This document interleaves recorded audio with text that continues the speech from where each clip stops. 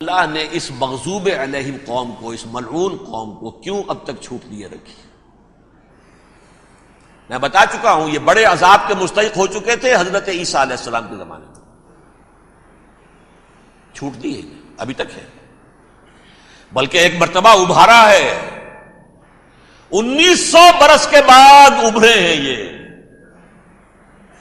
Balfour declaration 1917 سن 70 عیسوی کے بعد، تقریباً 1900 برس، 1850 برس تو ہے ہی کم سے کم۔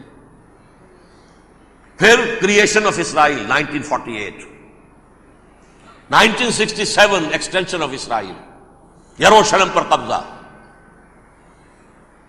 یہ سارا جو ہے کیوں ہے؟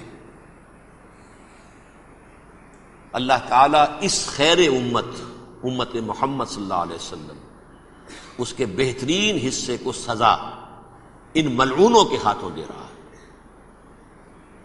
کیوں؟ جو جرم انہوں نے کیا تھا وہی ہم نے کیا۔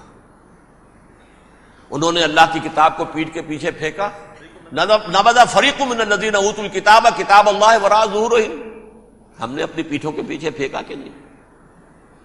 کولونیل رول سے آزاد ہوئے، کہیں اسلامی قانون نافذ کیا، کہیں اسلامی نظام قائم کیا؟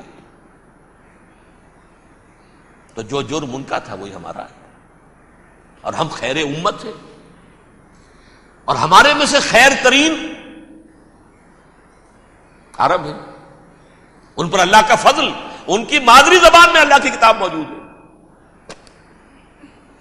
پھر انہوں نے اللہ کے دین کو پیٹھ دکھائی۔ جو ملک آزاد ہوا کولونیل رول سے، یا اس نے قبلہ کر لیا اپنا ماسکو کی طرف، یا کر لیا واشنگٹن کی طرف،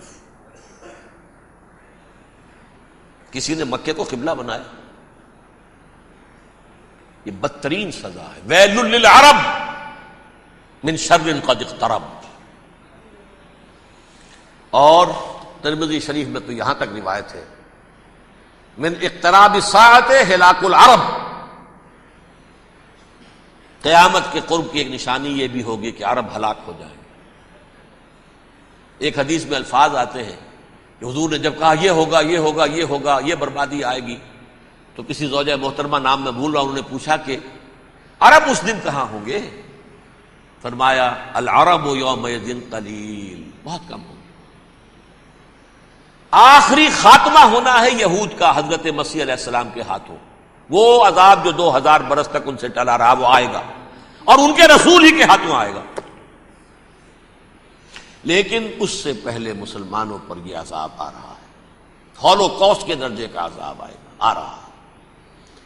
البتہ ہم پاکستانی اس میں یوں سمجھ لیجئے کہ وہ تو خبریں موجود ہیں احادیث میں، وہاں تو جو ہونا ہے، اتنے انسان مریں گے، اتنے انسان مریں گے کہ ایک پرندہ جو ہے اڑتا چلا جائے گا، وہ نہیں چاہے گا کہ نیچے اترے تو کسی لاش پر اترے، اسے جگہ نہیں ملے گی زمین خالی کر کہیں اتر سکے، تھک ہار کر گرے گا، مرے گا تو بھی لاش کے اوپر گرے گا۔ یہ الفاظ ہے حضور کے صلی اللہ علیہ وسلم۔ الملحمۃ العظمی الملحمۃ الکبریٰ، یہ لاسٹ کروسیڈ، ٹرمپٹ اخبار نے، میں اس کا فوٹو اسٹیٹ بھی کبھی آپ کو دکھا دوں، ویسے میرے ساتھ ہے وہ رسالہ ٹرمپٹ، دی لاسٹ کروسیڈ، اس کی تیاری ہو رہی ہے۔ وہ الملحمۃ العظمی اور ملحمۃ الکبریٰ جو ہے وہ آنے والی ہے۔ ابن ماجہ میں کبریٰ کہا ہے، اکبر کا مؤنث کبریٰ، ملحمہ کبریٰ سب سے بڑی جنگ، اور ملحمہ عظمی سب سے عظیم جنگ، یہ ہوگی اور بہت جلد ہوگی۔ اب آخری بات یہ عرض کر رہا ہوں، کریں کیا؟ کچھ کریں بھی کہ نہیں؟ پہلا کام تو یہ ہے کہ اصل زندگی آخرت کی زندگی ہے۔ دنیا میں تباہی بربادی آ بھی جائے، آخرت بچ جائے، پہلا کام یہ ہے کہ ہر شخص توبہ کرے، لیکن توبہ توبۃ نصوح، توبہ کی تسبیح نہیں، آیہ کریمہ کا ختم نہیں، لاکھ مرتبہ لا الہ الا انت سبحانک انی کنت، اس سے کچھ نہیں ہوتا۔ توبہ یہ ہے اپنی معاش کے اندر جھانکیے، اپنی معاشرت میں جھانکیے، جہاں جہاں اسلام کے خلاف کچھ نظر آئے پھینک دیجیے، نکال کر کاٹ دیجیے، بے پردگی ہے نکالیے، آپ کی کمائی میں کوئی حرام کا عنصر ہے ختم کیجیے، توبہ کیجیے، ابھی کیجیے،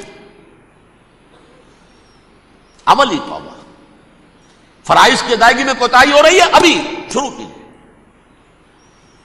اللہ کے دین کے غلبے کے لیے جد و جہد. ان صلاتی و نسکی و محیایا و مماتی للہ رب العالمین لا شریک لہ وبذالک امرت وانا اول المسلمین. بڑی ہے آگے. اگر میرے اور آپ کے کیے کچھ نہ ہوا تب بھی کم سے کم میری اور آپ کی آخرت تو بچ جائے گی، عاقبت تو بن جائے گی. اخروی عذاب، سب سے بڑا عذاب، دائمی عذاب، اس سے ہم بچ جائیں.